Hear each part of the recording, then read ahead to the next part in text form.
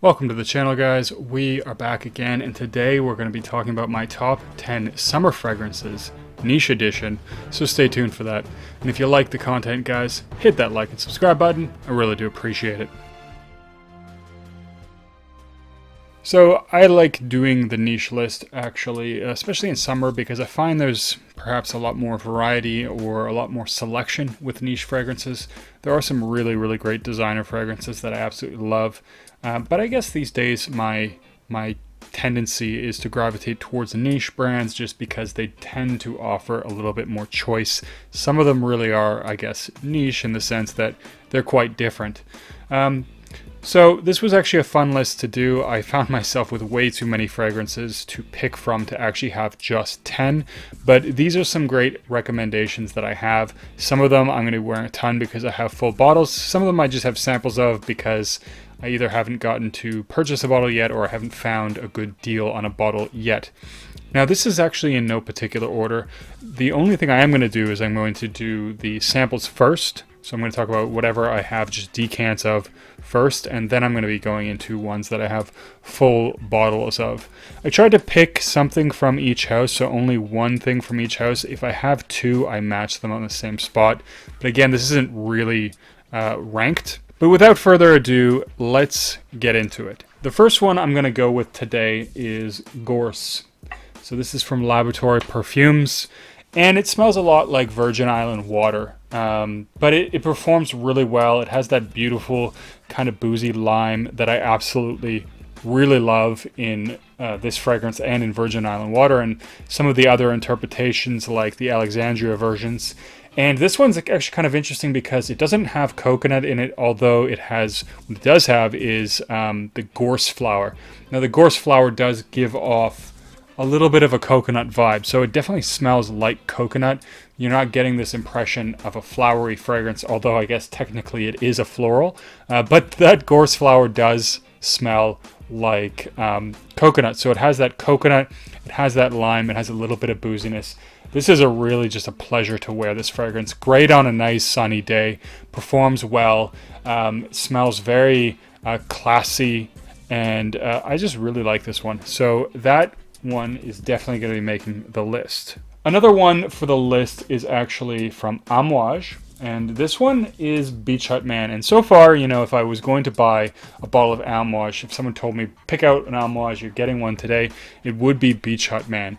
I like it because it's different, especially as a summer fragrance. You know, it's very in your face. It's very strong, but it isn't really aquatic. It's not very citrus heavy. It's kind of a woody fragrance with a really nice mint accord. So this one I actually really like, and I like that it does summer a little bit differently. So I do really enjoy this one, and it is a fairly one-dimensional fragrance. So I would say it's one of those fragrances that you have to like the way it smells at the beginning, because that's what it smells like the entire time. And in typical Amouage fashion, this one is absolutely beast mode, so it lasts a very long time and it projects absolutely crazy. The next one is actually from a house that I don't hear talked about that much. And I've tried a few of their fragrances, and I kind of guess I understand why. Some of them I've just found them as, you know, so-so. But this one to me is definitely one of the exceptions because it is absolutely fantastic, and that is Pomelo Paradise. Now, what this one really smells like a lot is a really sort of sweet grapefruit. Now, pomelo is actually related to the grapefruit, so I think that's probably why it's a little bit sweeter. So it does smell like grapefruit, but it doesn't have that bitter grapefruit vibe that a lot of other fragrances that have grapefruit in them, like Voodoo by Genre Parfums, doesn't have that kind of grapefruit. So I think Pomelo just comes off a little bit sweeter, and it's very realistic. Like, honestly, it feels like somebody has just cut into a grapefruit, put a little bit of sugar on top, and you're having breakfast. So it's absolutely fantastic. Beautiful fragrance. Doesn't perform the best, so the longevity on this one is around that 5 to 6 hour mark, but it is definitely a fresher, citrus heavy fragrance, so you don't typically expect it to last that long, and it does get a little bit of a pass for not performing that fantastically. Nonetheless, it is a fantastic fragrance. The next one is actually a Canadian brand. I'm not putting this in just because I'm Canadian, but of course I had a certain feeling about it. And I actually wanted to talk about this one anyways because I feel like it's one that a lot of people would shy away from without actually smelling it. And that is Svet by Zoologist Parfums. I originally wanted to try this out because I do like Svet, depending on how it's done. I like a little bit of animalic in the fragrance. Again, depending on how it's done. And I was kind of expecting this one to be really animalic, really in your face, but that is not at all what this fragrance is like. This is more like the habitat, perhaps, of the Svet, so it's actually quite a fresh, floral fragrance. There's a lot of floweriness in this one, and it is really, really easy to wear. And, you know, for zoologists, I think they might have a little bit of a reputation because some of their fragrances are so out there that they're definitely hard to wear for anyone. This is a very easy to wear fragrance. There's a little hint of Svet in the background, maybe as if the Svet is creeping through its flowery bed or something like that. But this one definitely is very easy to wear. Nice for a not too hot day. I wouldn't wear this when it's absolutely blazing outside, but it is nonetheless very nice. And I want to put it on this list because it is a good fragrance. Next on the list is one from Gallagher Fragrances, and I'm going to go with Bergamust. I know there's a lot of other fresh ones. There's Amongst Waves, which is very popular. Eau Fraiche, that was released recently, which I wasn't the biggest fan of because it did give me a definite ashtray vibe, but I actually really appreciate the artistic vision of that fragrance because it is a fresh tobacco fragrance, and most tobacco fragrances are not fresh, right? They're heavier, they're meant for the fall and winter, but Eau Fraiche is a very fresh take on a note that I love. So really do appreciate that fragrance, even though it's not one that I would personally wear. They also have Pineapple, which is a really nice choice, but you kind of have to really love all the apple, pineapple, all that stuff, which is really nicely done, but sometimes smells a little bit like Fruit Loops. Bergamust is a bergamot-centric fragrance. Does remind me a little bit of Bergamot 22, probably because it has that zesty, realistic bergamot as the centerpiece of the fragrance. But it isn't exactly the same, and this interesting, I suppose, ocean mist note is a really nice touch for the fragrance. It adds an interesting dimension to it, and you know, it does kind of feel like something spraying in your face as you smell this fragrance, so that's perhaps the ocean mist accord. But it is nicely done, and it is pretty good performer, 6 to 8 hours, but ultimately it's a very nice fragrance. The next one from these samples is one that I tried recently and absolutely loved, and that is Neo by Xerjoff. I know this one has been talked about quite a bit by quite a few people. Some people say it's the king of summer, and I can certainly see why. I love this green, bitter grapefruit vibe that this one has going for it. Absolutely phenomenally executed. Really, really fantastic grapefruit in this. You might get the impression I love grapefruit in a fragrance, especially when it's bitter, but you know, with Pomelo Paradise, how it's sweet, it's actually a nice different touch to it. So it's both of them are fantastic fragrances. Both of them perform pretty well. Neo does perform a little bit better than Pomelo Paradise, but again, if you want something with a little bit more green and bitter take on it, Neo is definitely the way to go. If you want something that's very grapefruit centric, then of course Pomelo Paradise would be the choice. So that's actually the last of the samples. And I'm going to go into the bottles now, the ones that I have full bottles of. And the first one is actually going to be an inspiration. Now, I picked the inspiration not because I don't like the original, but because the original performs extremely poorly for me. I do love the profile of that fragrance, though.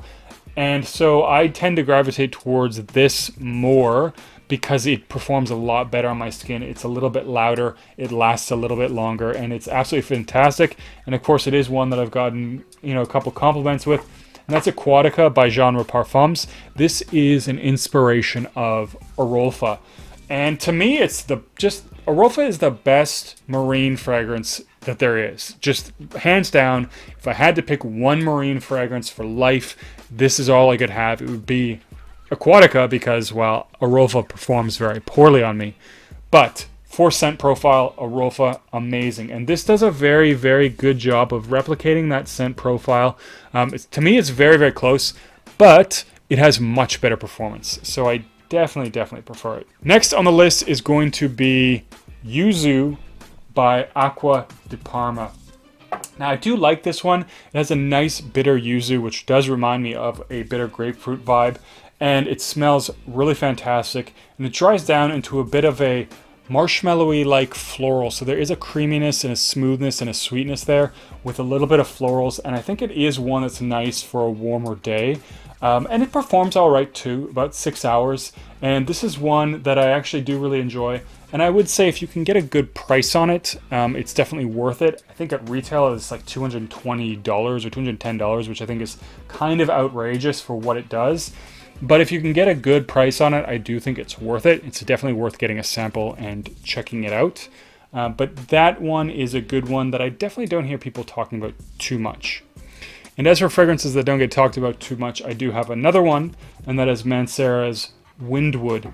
And this is a really nice, fresh, violet-heavy fragrance. Definitely in the opening, very green, very breezy, very fresh, and I really do like it. Dries down to a bit of a more woody, violety, with a slight powderiness in the dry down. Now, this does smell a little bit like D Squared He-Man Rocky Mountain.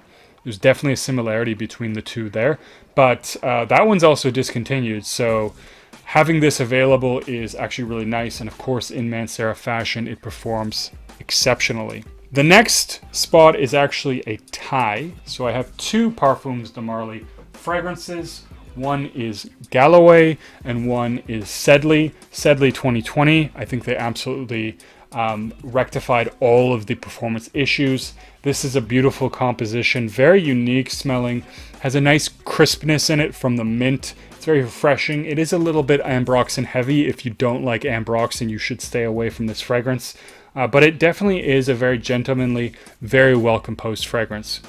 Galloway I also like too because it's citrus and it's musky. It's very clean, gives off a fresh accord to it, and I really enjoy this one. It also lasts a really long time. Probably, in my opinion, one of the most underrated from the house of Parfums de Marly, but a fantastic fragrance nonetheless. And the final one for this list is going to be Moonlight in Heaven. Of course, you need something for the evening that's still tropical, I guess, or fits in well with the summer theme. And nothing, I think, is better for a night out than Moonlight in Heaven. Absolutely fantastic choice if you're going out. Beautiful mango note, very realistic. Has a little bit of a floral component in there, and it has a beautiful rice note as well, which I really enjoy. And it is fairly unique as well, especially with that rice note.